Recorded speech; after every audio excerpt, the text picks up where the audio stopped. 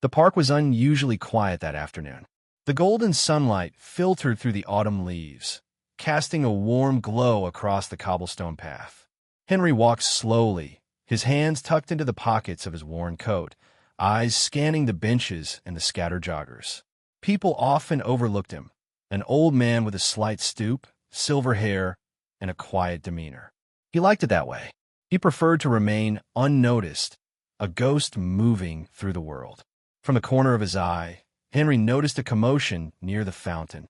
A young woman struggled against two men, their faces twisted in anger. She tried to push them away, but they were larger and more aggressive. Fear rippled through her like a storm, as she looked around desperately, searching for someone to help. Henry paused. He could have walked past.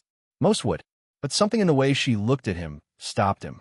The raw terror in her eyes, the unspoken plea for safety. He recognized it. Memories flickered in his mind, unbidden. The chaos of missions long ago, the fear he had felt when comrades fell around him, helpless and betrayed. "Grandad, please help her." The words cut through the afternoon air. They weren't meant for him. She didn't know him, but the desperation was enough to stir something deep inside. Henry's movements were calm, deliberate. He didn't charge or shout. There was no need. Years of discipline and precision guided him. He stepped between her and the men, his presence steady, unyielding. "Step back," he said, voice low but firm, carrying a weight that made them falter. The attackers hesitated, confused by the sudden authority emanating from this quiet old man. They advanced anyway, but Henry moved with the precision of someone who had survived far worse. In moments, he disarmed them, redirecting their aggression into harmless movements until they stumbled away, muttering threats and confusion. Emily's eyes were wide, trembling as she clutched his arm. "Thank you. I didn't know." Her voice broke, a mixture of relief and disbelief. Henry simply nodded. He didn't need to say anything. For the first time in years, he felt the old stirrings of purpose, a flicker of connection, a chance to protect someone who truly needed him. He didn't know the full story yet, but he knew one thing clearly. He wouldn't walk away this time. They walked slowly along the winding paths of the park, Emily clutching her coat tightly around her, still shaken. Henry kept a careful distance, letting her set the pace. The sunlight dappled the ground, but it couldn't warm the fear lingering in her eyes. I don't know why I called you that," she admitted softly, her voice trembling. "Grandad, it just felt right. I don't have anyone else. You seemed like you'd protect me." Henry said nothing at first. He studied her quietly, noting the tremor in her hands, the tension in her shoulders, the way her eyes darted nervously. Something in her story whispered a familiar chord in him. A life disrupted, trust broken, innocence threatened. Memories he had long tried to bury rose unbidden. Friends lost to betrayal. Missions undone because someone he had trusted had turned against him. The pain had been sharp, raw, and permanent. "You're in trouble," he said finally, voice low and steady. "Who did this to you?" Emily's lips quivered, and she swallowed hard before speaking. Someone I trusted. My business partner. He took everything. My savings, my work, my life, and now he's trying to hurt me. I didn't know where to go." Her voice cracked, and she shivered. Henry's jaw tightened imperceptibly. Betrayal. He knew the sting all too well. He had spent decades learning to trust no one, to expect the worst. Yet something in him stirred, a protective, paternal instinct he hadn't felt in years. He could see that she was alone, scared, and desperate. He could also see that she had no one else to rely on. "We'll fix this," he said simply, almost to himself. The words were a promise more than reassurance. "I'll help you. You're not alone." Emily's eyes widened in disbelief, and for the first time that day, she allowed herself a small, tentative smile. You really mean that?" Henry nodded. He didn't need to explain why. Words were unnecessary. Action would speak louder. As they continued walking, he silently began to form a plan. He would gather information, watch, and wait. He knew patience and precision were far more powerful than brute force. Every detail mattered. Every misstep could ruin everything. For For the first time in years, Henry felt a flicker of purpose, something beyond surviving for himself. Protecting her became more than a choice. It became a mission, one that awakened both his old instincts and his long-buried hope that trust, when given wisely, could still matter.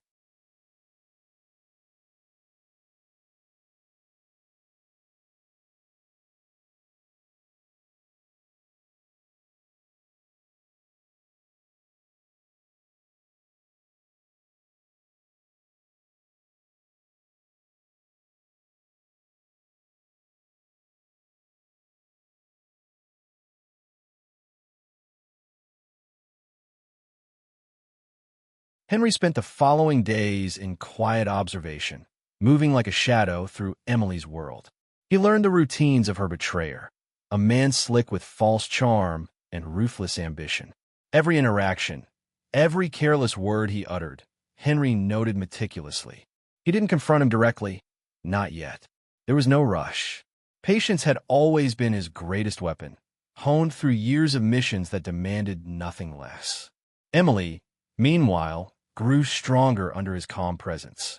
His silence, his careful guidance, gave her courage she hadn't known she still possessed. She began documenting threats, saving messages, and speaking cautiously, knowing someone watched over her. Henry never asked for thanks. He didn't need them. Seeing her reclaim fragments of her confidence was reward enough. The first small victory came subtly. Henry used his contacts from the past, old Navy comrades who owed him favors, to quietly track financial irregularities. He discovered hidden accounts and secret transfers that tied her betrayer to fraudulent schemes. Piece by piece, he assembled evidence, a puzzle the man believed perfectly hidden. Then came the confrontation, though not the kind anyone would expect. One evening, in a public cafe filled with soft chatter and the scent of brewing coffee, Henry orchestrated the final move. He arranged for the betrayer to meet an investor, someone he believed would ensure his continued control. But instead, the room was prepared, contracts revealed, accounts exposed, and witnesses present. The betrayer's confident smirk faltered as the evidence unfolded before him, undeniable and public. Henry remained in the background, watching quietly, his heart steady. The man sputtered excuses, threats, and lies, but nothing could save him. In minutes, his carefully constructed world crumbled. Emily gasped softly, overwhelmed by the quiet justice Henry had delivered. I can't believe this," she whispered. "How did you—" Henry shrugged, a faint smile brushing his weathered face. "Some things just need the right timing," he said. "It's not about anger. It's about making sure the truth comes out." In that moment, the bond between them deepened. Henry had given her more than protection. He had restored her faith in herself and in justice. He didn't gloat, didn't celebrate. Victory for him was silent, the kind that settled like a quiet weight in the chest, steady and complete. As they left the cafe, Emily held his arm tightly, gratitude shining in her eyes. Henry felt an unfamiliar warmth, a sense of closure he hadn't realized he craved. The world could be cruel, but today justice had found its quiet champion. The park felt different the next morning. The air was crisp, and sunlight danced across the leaves in a way that made the world seem lighter, almost forgiving.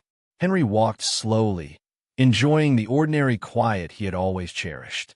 Yet, today there was a subtle tension beneath the calm, a sense that his past was about to ripple into the present. A sleek car rolled to a stop near the entrance, and a man in a crisp Navy uniform stepped out. His bearing was precise, his eyes sharp yet respectful. Henry froze for a moment, recognition flickering in his gaze. The man approached with measured steps, and before he could speak, Henry understood. "Henry Matthews," the Admiral asked, voice steady and commanding. Henry nodded cautiously. "Yes. How can I help you?" The Admiral smiled faintly. "It seems some things are long overdue. Your actions during the Solstice operation, saving your unit, completing the mission under impossible circumstances, have recently come to light. The Navy has taken notice, and I am here to personally commend you." Henry's chest tightened. Praise had never been what he sought. He had long buried the honor, believing the world had forgotten, or worse, that it didn't matter. Yet hearing the recognition now, decades later, stirred a quiet satisfaction deep in his soul. Emily, standing nearby, watched silently, her hand gripping his coat. You didn't tell me," she murmured. Henry shook his head, a small, rueful smile tugging at his lips. "Some things aren't for boasting. The right thing is its own reward." The Admiral extended a hand, and Henry shook it firmly, feeling the weight of respect that had long been denied to him. "You've lived your life with courage, integrity, and quiet strength," the Admiral said. "That alone is a legacy worth more than medals or ceremonies." Henry looked down at Emily, who smiled with tears in her eyes. He had saved her life, helped her reclaim her world, and now, unknowingly, he was being honored for the life he had quietly led. The old wounds of betrayal felt lighter, softened by the tangible proof that right could still prevail. As the Admiral departed, Emily turned to Henry. "You're my hero," she whispered. Henry felt a warmth he hadn't known in years. He had always believed heroes were loud, remembered, and celebrated. Yet here he was, quiet, unnoticed for decades, but now standing amidst gratitude, justice, and recognition. He walked again along the park path, shoulders a little lighter, heart steady. The past had taught him patience, betrayal had taught him caution, and today he realized that quiet courage could still shape the world, protect the innocent, and heal the soul. The park was quiet again, but for Henry, the world felt immeasurably brighter.